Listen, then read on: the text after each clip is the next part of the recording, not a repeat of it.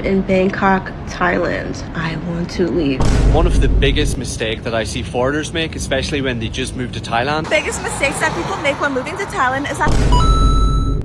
So I am in Bangkok, Thailand, and I want to leave. I do. I want to leave. I feel like kind of like bamboozled by social media in a way, because there are so many fake influencers making videos of how great it is to live here. And even though I don't live here, I've been here for a few weeks and I just don't like it. It's not as cheap as they say, and I've spoken to other people who are here. They said the same thing. My friend was like, oh, you want to, not my friend, this girl that I met, she was like, you want to go to taco night on Tuesday? It's unlimited tacos for $15. Was it 15? Yeah, about $15, $17, something like that.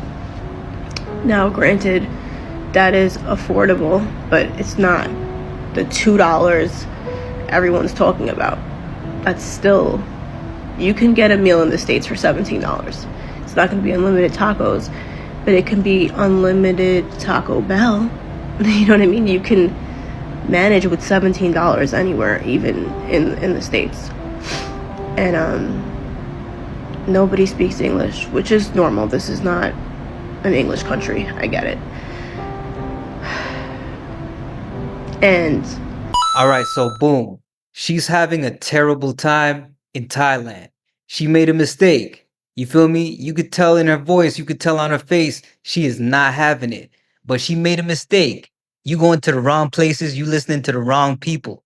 I have intel, boots on the ground right now in Thailand, telling me that yes, you can get food for $2. It's just about where you go. The street food gonna be hella cheap 100% of the time. If you pulling up to an establishment that serves tacos, which are traditionally not food that's native to Thailand, of course, it's an Americanized, Mexicanized type of food. You're going to be having to pay those types of prices. Remember, these people in Thailand, they about their money, they about their bread. They got to make it. They got to get it, just like us. They are in a country where their currency is capped so low. So, of course, they going to have the foreigner prices. You got to tap in. You got to use your street smarts. You feel what I'm saying? That's number one. Number two, of course, they don't speak English, bro. They are Thai. They're Thailand. Thai is their first language. But that's also cap. If you go to Bangkok, Chiang Mai, Pattaya, or Phuket, you're going to have hella foreigners over there and a lot of Thai people that do speak English, bro. Once again, she's just having a bad trip. But also, on the other end of the spectrum, before you go to a foreign country, do your research. Find out the right spots to go to. Figure out the places you want to eat at. Do your due diligence before you get on that flight. Brutal mistakes Americans make when they travel to Thailand. Let's get it. One of the biggest mistakes that people make when moving to Thailand is that they move into these luxury condos with a small room but a ton of amenities. But if you actually move into an older condo, you get so much more room but just less amenities, and let me show you. This condo I saw recently is a perfect example. Brand new, super modern, luxury vibe, and it's $25,000 baht a month. But when you walk into the unit, it's small. Barely 30 square meters, no dining area, really tight space, and the kitchen is basically a sink and a microwave. It looks good in pictures, but probably not for long term. Then I saw this older low-rise. This one is the exact same price, and there's not as many amenities, but the space inside is way bigger. You get a full kitchen, a proper living room, and it just feels so much more livable. If you're planning on moving to Thailand, I would say the older condos are the way to go, because a lot of people get caught up in the aesthetics and end up wanting more space later on. Also, I highly recommend you use an agent because there's a lot of scams and overpriced listings out there. Comment condo and I could send you my agent's information. Let me know which one you choose, and I post the best things to do in Bangkok, so follow me for more. And there you have it. One of the biggest mistakes foreigners make when moving to Thailand is choosing a cheap condo that comes with a bunch of amenities, thinking that that's going to be enough to last them long term. Come to realize the space is cramped.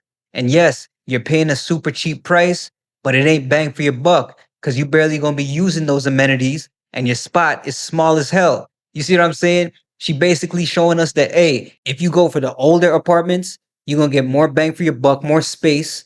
Yes, it might come with less amenities, but you pay the same price for a way bigger unit. Tap in. This is big right here. If you're trying to move to Thailand, you got to make sure you do your due diligence. You got to go check out the spot, make sure it's right for you, and also don't let that price cloud your judgment. You feel what I'm saying? Let's get it. One of the biggest mistakes that I see foreigners make, especially when they just move to Thailand, is renting condos. Now, I've made this mistake as well. We all come here, we come from Western countries where the housing market is full. And it's actually, you know, where I come from, a privilege to just have your own place, right? And not share with random people. And the competition is really high. But when foreigners come here, they get drawn in by the condo and its facilities and how modern it is. And it looks really good to kind of show off to your mates and show videos of you by the pool and being like, whoa, I'm living the life. But in reality, the rooms that you get for these such cheap prices are always very small. They're around 35 square meters on average, and when you live here a few years, that quickly becomes very small. I would recommend to actually look on sites like HipFlat and look at the older apartments. The older apartments, they're not flashy from the outside. They typically don't look like anything special, but inside some of them have been remodeled and they're much bigger. You know, they're at least 80 square meters and kind of only a little bit more expensive. So that would be my tip. I wasted several years living in really small condos. If you guys like tips like this, make sure to drop a follow. I think that's another mistake people make when they move to Thailand. I made that mistake. Everyone does it, right? Yeah. I did it when I first came. They see the flashy high-rise, amazing facilities. Amazing infinity pool. How long did you use the infinity pool for? First 2 weeks. After the first 2 weeks, I'd go there, maybe record a video or something, but I wouldn't swim. I think that's another mistake people make when they move to Thailand. I made that mistake. Everyone does it, right? Yeah. I did it when I first came. They see the flashy high-rise, amazing facilities. Amazing infinity pool. How long did you use the infinity pool for? First 2 weeks.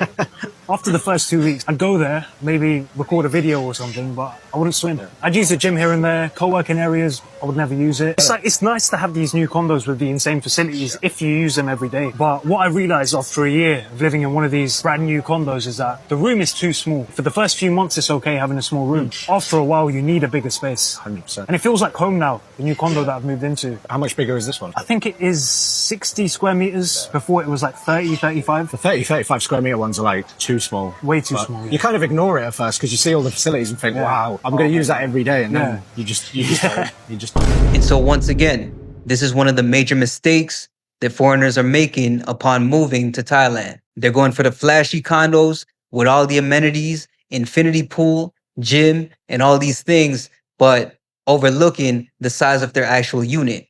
He's saying that 30 to 35 square meters is too small. So that's something that we got to think about before we make the move. 60 square feet might be a little bit better. You see what I'm saying? Me personally, I'm just trying to get over there, which most people are trying to do. They're trying to experience the cheapest lifestyle as possible.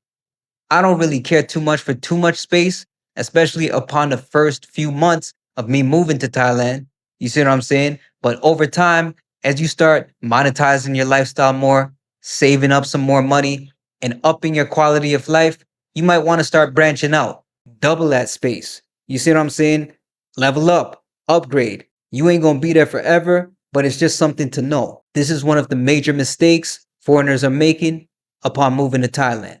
Let's get into it. 5 things that were a culture shock to me when I moved to Thailand. Number 1, water is not free.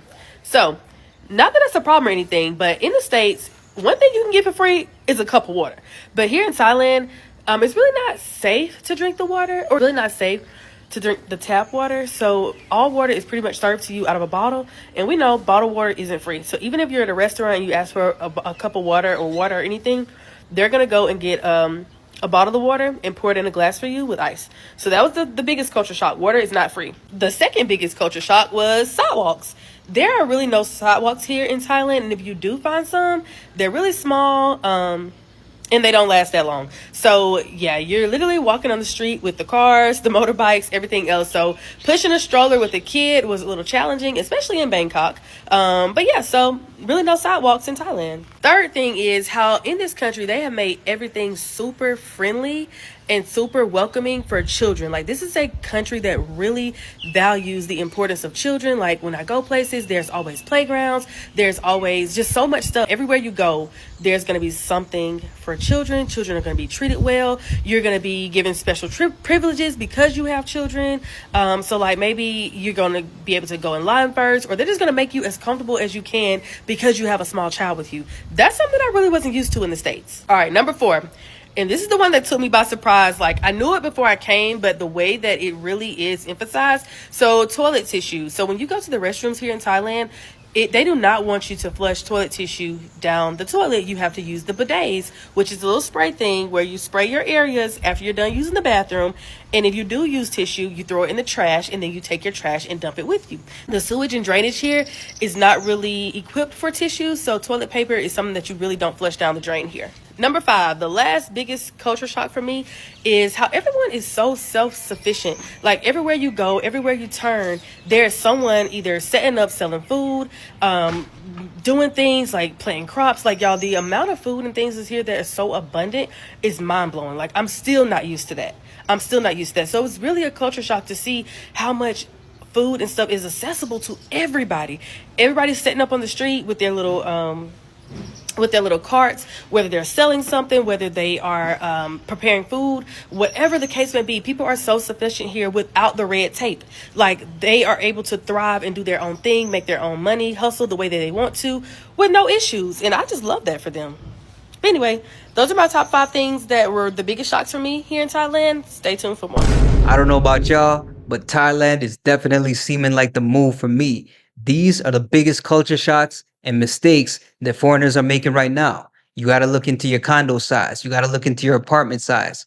You see what I'm saying? You got to remember, you can't be flushing toilet paper down the toilet. The sewage system different. It's a different city. It's a different country. It's a different continent. The value is going to be different. Everything about how they move out there is going to be different. But one thing we know for a fact, it's going to be cheaper. And that is why we moving to Thailand. You see what I'm saying? We escaping the matrix. We taking our purchasing power, upping our quality of life, and increasing our status overseas by moving abroad. The minute you get over there, you take your tier 1 currency overseas, gang, you definitely going to be living like a king. You see what I'm saying? And this is how we beat the matrix. And with that being said, it's your boy Plug World. Like, subscribe, share, do all that fun stuff. I'm going to catch y'all in the next one. Let's get it.